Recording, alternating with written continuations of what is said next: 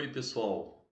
Muito bem-vindos à aula síncrona número 7 de Ecologia Geral. O tema da aula de hoje é estratégia de histórias de vida. Nós já vimos que os recursos são limitados nos ambientes naturais. Da mesma forma, dentro dos organismos, eles também são limitados. E aí os organismos optam, evolutivamente falando, por estratégias diferentes de uso desses recursos. Por exemplo, se você opta por ter muitos ou poucos descendentes, isso implica em diferentes estratégias se você vai ter ou não cuidado da prole e a quantidade de cuidado aos seus descendentes. Do mesmo modo, você opta por uma reprodução rápida na sua vida, você tem menos desenvolvimento de estrutura. Em compensação, garante-se que tem o evento reprodutivo. Por outro lado, se você reproduz uma ou várias vezes, você também está optando, de certa forma, em ter muitos ou menos descendentes, mas com nenhum ou bastante cuidado da prole. Então, todas essas estratégias são selecionadas naturalmente. E a definição de como são essas estratégias em relação à morte e vida, que são variáveis que estão na tabela de vida, define o que nós chamamos de padrões de história de vida ou seleção de história de vida. Ok? O meu compromisso é que ao final dessa aula vocês entendam o que são estrategistas R, o que são estrategistas K e entendam que existe um contínuo indo de R até K em relação a essas estratégias que os organismos apresentam. Vamos ver um primeiro exemplo com coníferas, que são plantas que possuem cones. São as pinhas que a gente usa, por exemplo, agora no final do ano, elas vão começar a aparecer na época do Natal. Né? Esses cones são estruturas reprodutivas que se abrem e liberam quando ele está fecundado, liberando as sementes. Ok? E dentro do tronco dessas plantas, a gente consegue visualizar anéis de crescimento. E esses anéis de crescimento, eles ilustram como que foi o crescimento da planta no ano anterior. Ou seja, se a planta tinha recursos em abundância, ela cresce mais e a gente consegue visualizar uma faixa de crescimento mais larga. Se durante um período ela tinha menos recursos, ela cresce menos e a gente visualiza uma faixa mais estreita. Aqui a gente ilustra um exemplo que relaciona a largura desses anéis de crescimento das plantas com o número de cones que elas produzem. Quando você tem anéis de crescimento com largura maior, você tem uma produção de cones menor. E vice-versa. Você tendo maior produção de cones, você tem largura média entre os anéis de crescimento menor. Ou seja, uma planta que investe muito em crescimento, ela vai ter menos energia liberada para ser alocada na produção de cones e vice-versa. Então, essa é uma relação encontrada entre alguns pinheiros específicos estudados e possivelmente é uma relação padrão que pode ser encontrada em várias outras espécies de pinheiros. Vamos a um segundo exemplo. Novamente, uma planta, Senecio jacobae, e essa planta produz capítulos, que é um tipo de inflorescência que tem as brácteas coloridas. Então, pensando numa relação de alocação de energia nessa planta, estudos também famosos no livro texto de vocês, eles ilustram que existe uma relação entre a produção do volume de raízes e o número de capítulos produzidos por planta. Entretanto, essa relação não é simples. Se a gente a visualizar no primeiro momento, a gente não tem uma relação explícita no gráfico como esse que está apresentado para vocês. Entretanto, se forem separados as plantas que morreram no primeiro ano, e aí a gente consegue ver que existe uma certa relação. Tá? Então, todas as plantas que morreram no primeiro ano, elas produziram, em sua grande maioria, elas produziram muitos capítulos.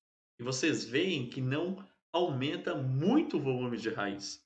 E se a gente separar esse grupo de plantas desse segundo grupo, que são as plantas que sobreviveram até o segundo ano, então observem que essas plantas têm um volume de raízes maior. E aí elas conseguiram sobreviver ao segundo ano. Elas investiram menos em reprodução. Então a gente percebe que é possível separar esses dois grupos de planta e a gente consegue também ilustrar o fato de que o número de capítulos e o volume de raiz que tem uma relação de compensação de um com o outro dentro dessa planta, afetam a chance de sobrevivência para um segundo ano da planta. Ou seja, investimento muito grande em reprodução comprometeu a sobrevivência a um ano à frente pela planta.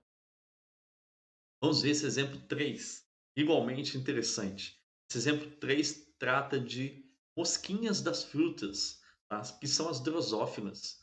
Tá? Então, essas mosquinhas da fruta é reconhecido que elas têm um padrão de relação entre longevidade, ou seja, o número de dias em que o adulto vive, e o tamanho do macho. E você poderia medir esse tamanho de várias formas, e nesse caso desse estudo, foi medido através da largura do tórax do macho.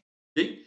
Bom, o fato é que é o seguinte: o macho, para conseguir acasalar, ele tem uma relação de disputa com outros machos se apresentando. Ele faz uma corte, e aí a fêmea permite ou não a cópula.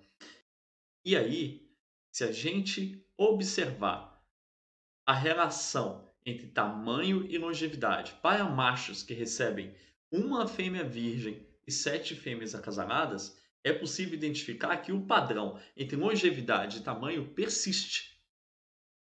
Se eu pegar machos que recebem 8 fêmeas já acasaladas, o padrão também persiste.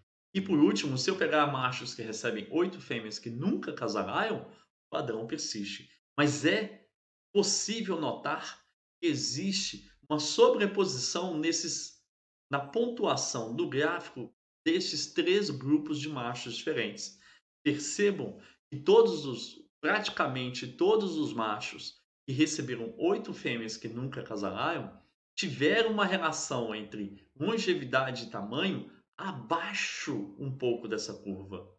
Todos os machos que receberam 8 fêmeas que já tinham acasalado, eles tiveram essa relação um pouco acima dessa curva. A lógica visível dentro desse gráfico é a seguinte: quanto mais energia o macho utiliza em convencer a fêmea a cópula, menor é o tempo de vida que vai lhe restar para o futuro. Então, o grupo de machos que receberam 8 fêmeas que nunca tinham acasalado é o grupo de machos que, independente do tamanho, vai viver menos, vai ser mais afetado em sua longevidade. Muito bem, estas relações de compensação em funções diferentes dentro dos organismos são bem diferentes dentro de dois grupos de espécies: as espécies R e as espécies K selecionadas.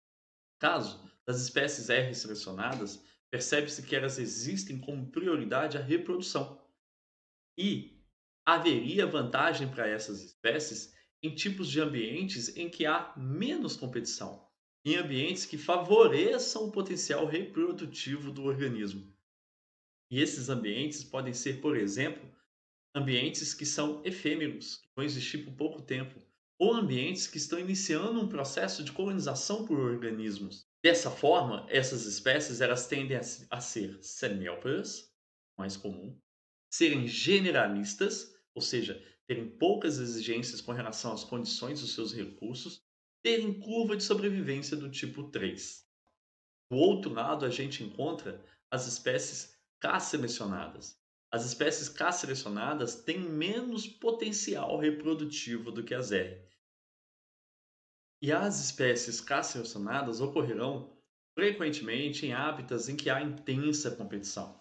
É comum que esses organismos sejam heteróporos, em um tamanho de corpo maior, sejam especialistas, ou seja, não consigam sobreviver num intervalo de condições e recursos grande, mas algo mais especial, mais estrito, e que tem um curva de sobrevivência do tipo 1. O crescimento populacional exibido por essas espécies é comumente logístico ou próximo dele.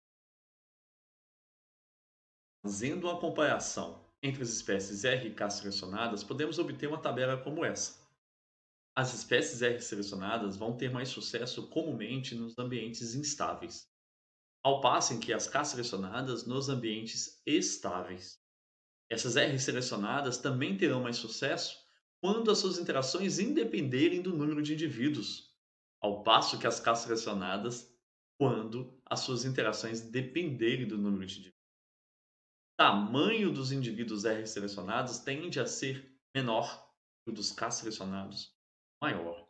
A energia despendida no filhote ou para cuidar de um filhote, ou na semente, ou investida para garantir a sobrevivência da semente, ela é menor nos R selecionados.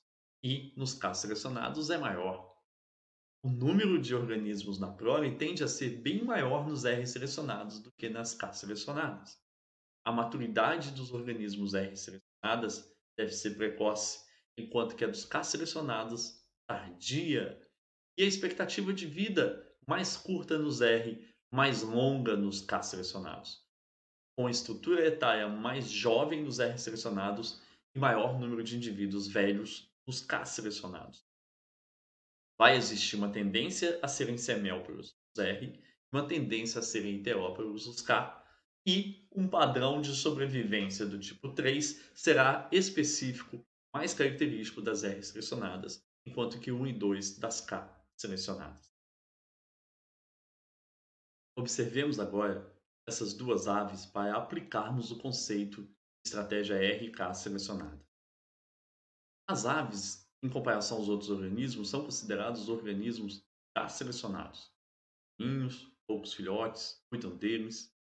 Mas dentro do grupo aves, a gente pode fazer uma nova classificação.